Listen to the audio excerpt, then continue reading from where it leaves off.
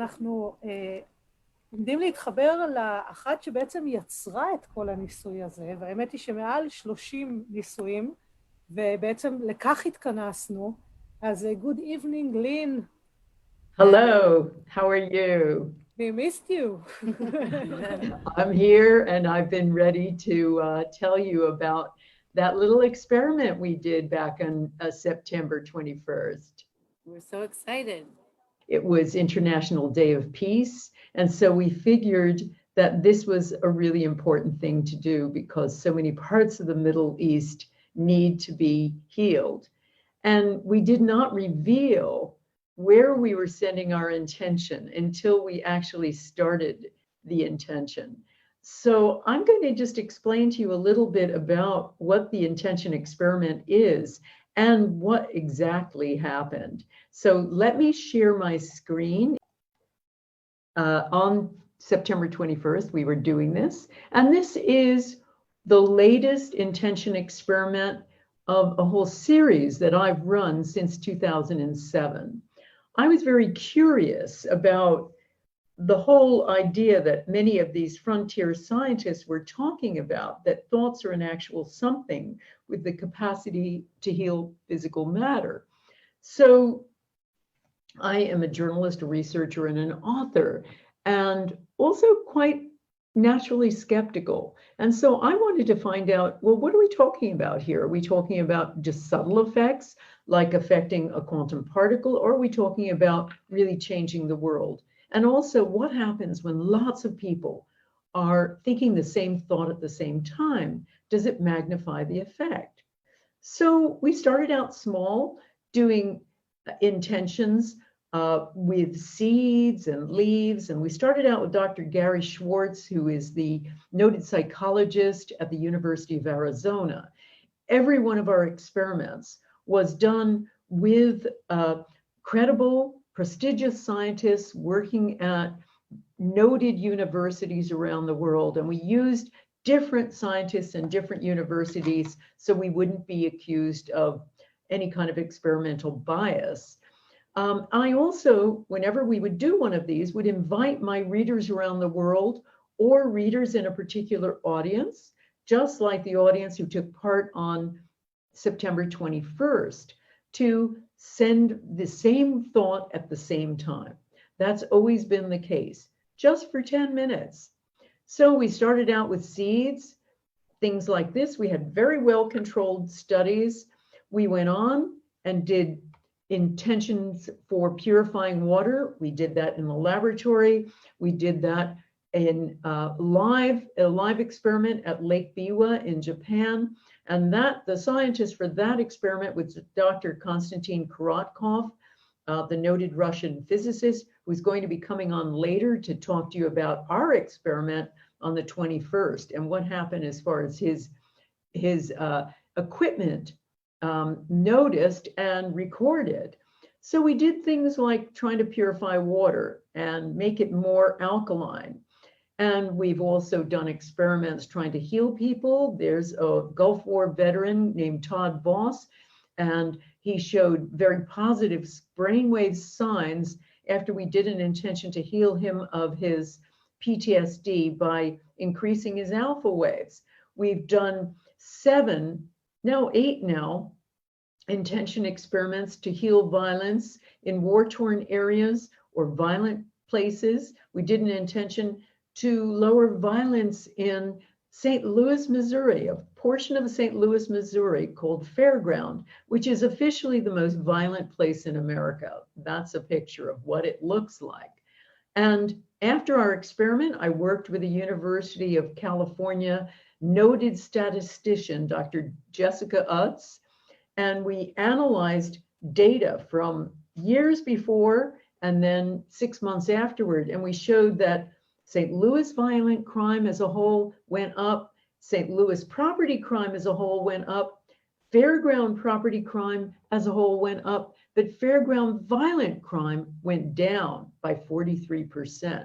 So just the focus of our intention, lowering violent crime, seemed to go in the direction that we wanted.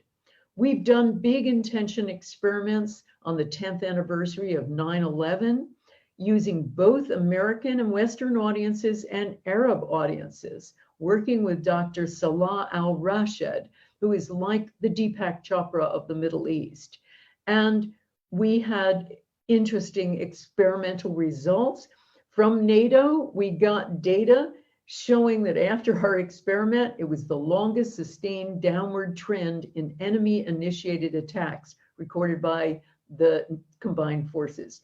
Did we do this? Short answer, who knows? There are a lot of variables that change the course of a war, but we've done it 8 times, and every single time we've demonstrated some sort of linked effect. At least there's been a lowering of violence every time we've done it. So that starts to get interesting. You do it once, it's coincidence. You do it twice, it's coincidence. You do it 8 times, it's starting to get a bit interesting. And of course, if you watched the one field, you saw that it culminated in my Middle East intention experiment that we did for lowering violence in Jerusalem.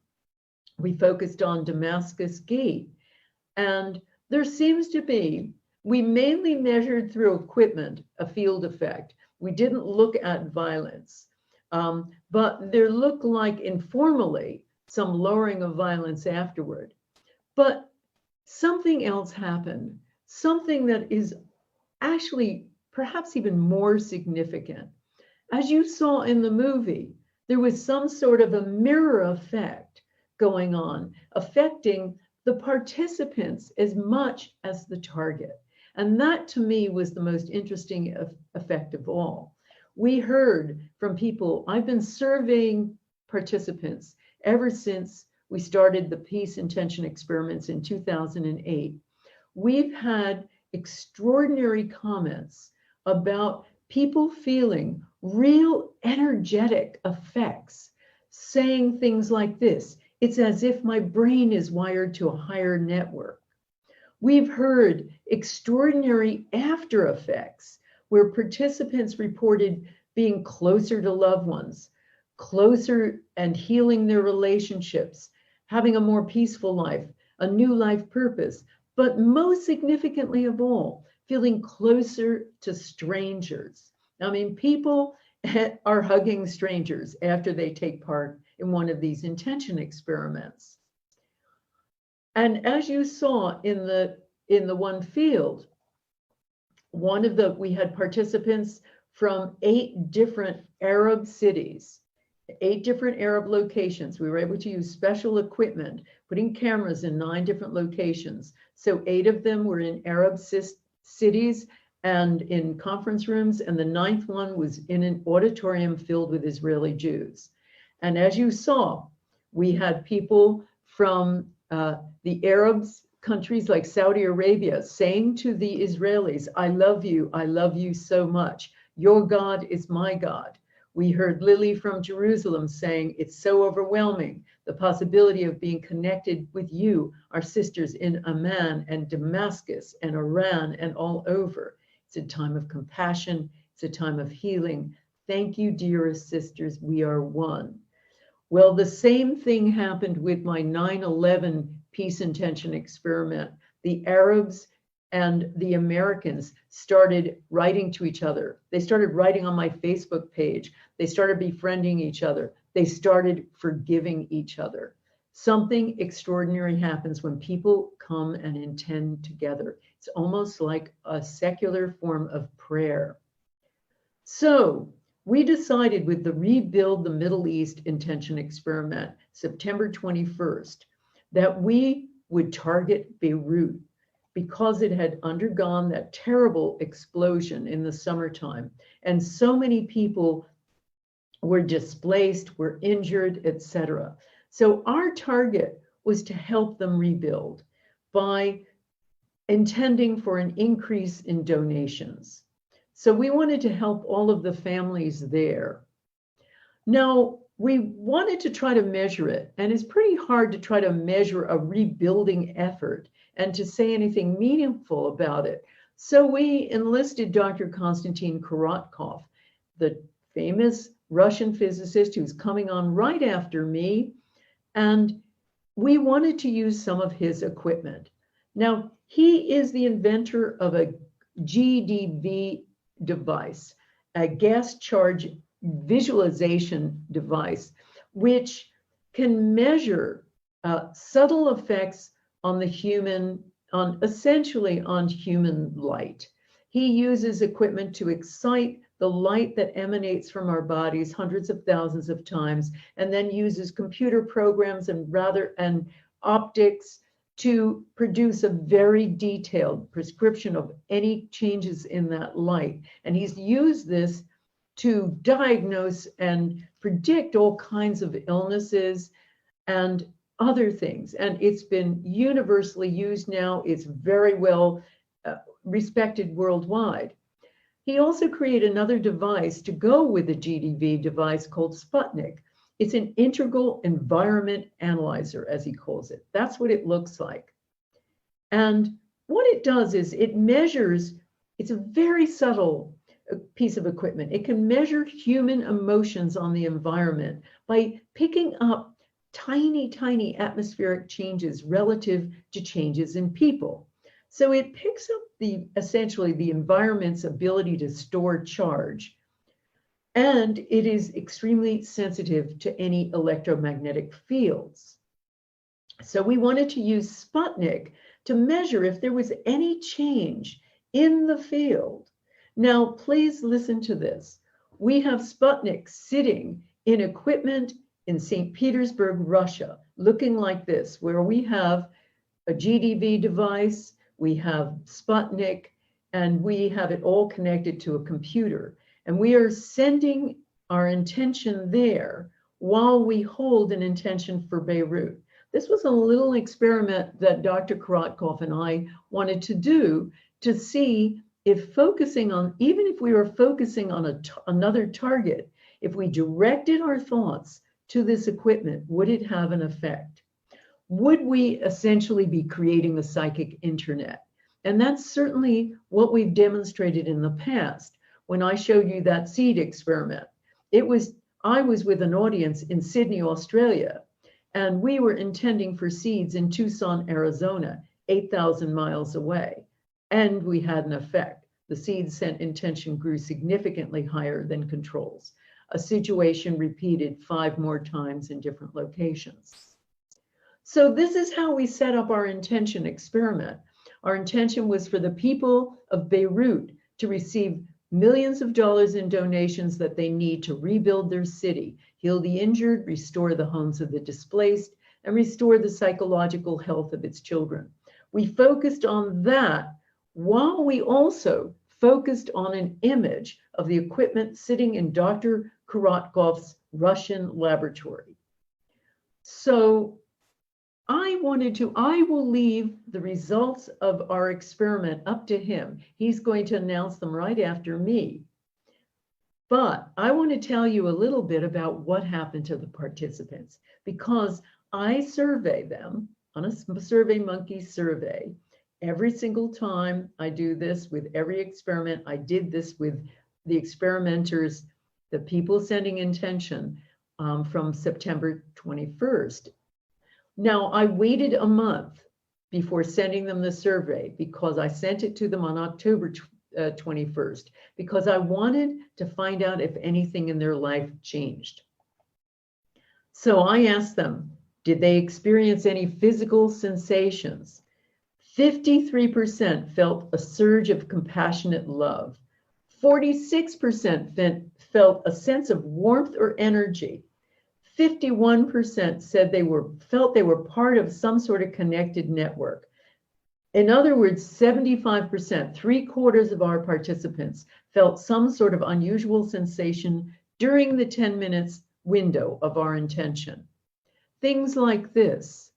They imagined all of us as a ball of golden light, said one, as consciousness healing the broken city. Someone else said, I felt connected to the extra voltage energy which was bursting me. I couldn't stop crying. Hands tingling, heated up, said somebody else. Felt a sense of community with others. My heart split and waves were rushing out of it with love and warmth. I couldn't stop the tears. These are all consistent with what I get every single time, over and over and over. I felt warm and somehow hugged by the energy. I have been profoundly changed forever. Then I asked them, were there any changes in your relationships? 54% felt more love for everyone they come into contact with. 26% said they were getting along with people not like them, people they normally argue with. 35% getting along better with strangers, and 30% more getting along better with loved ones. Again, one of the largest figures, getting along better with strangers, feeling more love for everyone they come in contact with. Something in their lives changes. People were saying like this, that relationships that they haven't politically agreed with have improved. I have no need to convince anyone. This came through a lot in the survey. People became more tolerant of others. I managed not to dive into the drama of a situation, and I managed not to take criticism so personally. I have more compassion when I interact with others. Little things don't upset me. My listening skills and ability to feel connected have notably increased. I don't react when someone says something I disagree with. I heard this over and over and over again in our survey, that people who were polarized from other people, and of course that's lots of Americans at the moment, people in lots of parts of the world, they weren't triggered when they heard somebody saying something they didn't agree with. That was the biggest change I saw. Any changes in themselves? 35% feel more loving toward themselves, 46% more loving toward the world, 32% forgive things about themselves, 43% said they had physical improvements, 42% more tolerant of people not like me. As I said, that was a huge one. The physical effects were amazing. Prior to the experiment, said one, I had a life-threatening allergic shock that left me very depressed. Instantly after participating, the depression was gone, and I felt happy and loving since.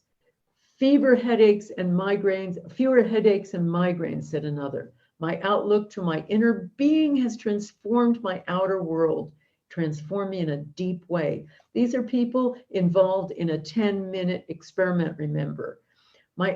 Feel lighter and may even have shed some extra weight. My sugar levels have reduced and I require less insulin, said a diabetic who is insulin dependent. Less stress-induced skin problems, improved energy and digestion, amazing changes which I register thousands of these with every intention experiment. Why are we having these extraordinary experiences? Why are people in love with strangers? From work from the University of California at Berkeley, I discovered when people do something compassionate, like sending intention as en masse to Beirut, a thing called the vagus nerve gets turned on. It's also called the love nerve. It's the longest nerve in the body, starts in the neck, winds through all the major organs, and it also is involved in the release of oxytocin, which has been called the love hormone. It makes us more compassionate. What this University of Arizona studies discovered was that when people do something compassionate, they feel more connected to people not like them. People not like them, which would explain the healing between Arabs and Israelis in the movie. It would explain the people feeling less polarized in our recent experiment. It would explain why people forgive each other when they get involved with an intention experiment like this. And also our own intention study, when I was studying small power of 8 groups, we found that people go into a mental state that is not like meditation in any regard. It is much more like Sufi masters involved in chanting or Buddhist monks in ecstatic prayer. When people go through a group intention, the brain, parts of the brain making us feel separate, like the parietal lobes back here, are dialed way down. Other parts of the brain that make us feel separate are also turned down. And what this means is we're experiencing a state essentially of ecstatic oneness. And I think it's that feeling of oneness, that feeling of extra compassion that allows the heart to leap across the fence. So for any more information about all of the things that I do, LynneMcTaggart.com. So please check it out. Thank you so much for listening. And please take part in our intention experiments. They don't just heal the target, they heal you too. Thanks very much.